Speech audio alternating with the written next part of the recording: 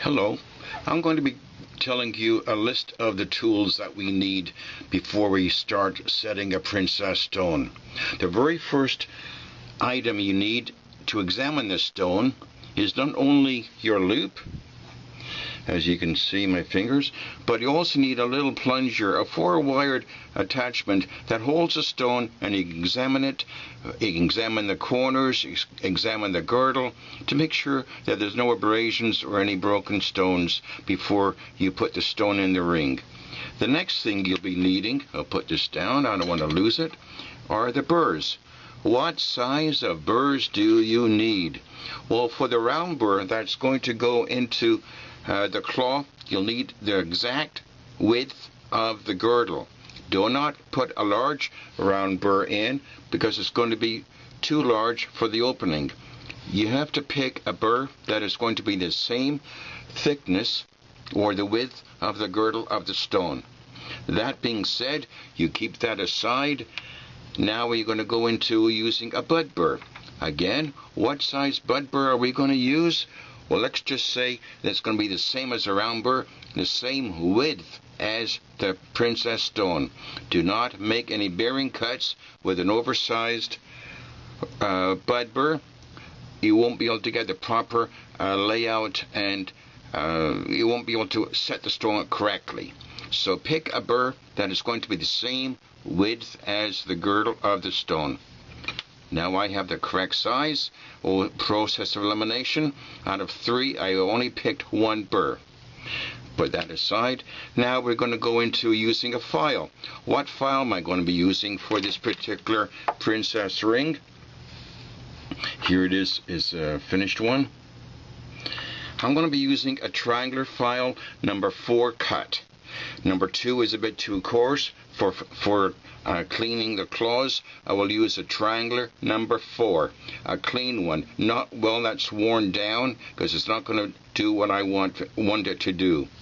That being said, I'm going to be using a pillar file, number 2, or maybe a number 4 cut file. This is going to be doing the heavy work. Number 2 is a bit coarser, so I'm going to use this to do the cleaning of the claws. Then I will come back and pick up a number 4 cut, a thinner file, pillar file, or barrette as it's normally called, a number 4 cut. As you can see, all my files have the little numbers on the bottom of the file. I don't know if you can see. There it is. You can see it now, number 4. Now, once that's being done, once the stone is being set and is being nicely looked after, I'm going to use my pair of pliers, which have a serrated edge on the inside. Why do I have that? It's because when I'm going to be bringing in the claws, I don't want the pliers to slip off and ruin the sides of the claws. If I had one that has no serrated edge, it'll come right off and I won't have any control over it. So all my pliers have a little serrated edge cut in by myself with a corundum wheel. Let us now go into the pumice wheels.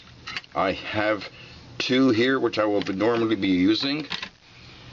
I use this in the back of the claws, and it's going to be a tapered 180 grit and a flat-faced, whoops, that's the wrong one here. There was a pink one.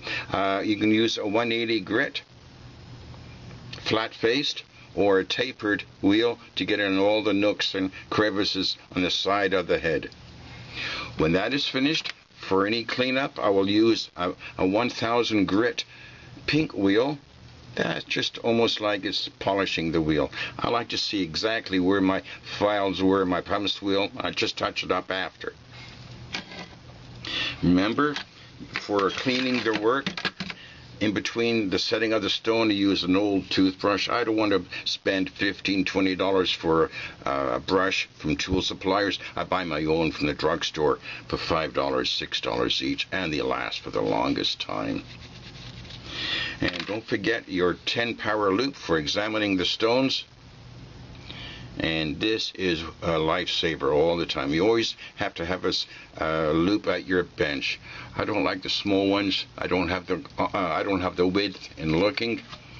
This particular loup I have has a very small area to examine the stone. It's good for diamond dealers, but not for me at the bench. Oh, I nearly forgot. One more thing. An oil container. I always have this little oil container. It was actually a fuse, and I took out the brass insides and I put a piece of felt on the inside, and it works. It doesn't fall over, and it just stays on my bench. So those, my friends, are my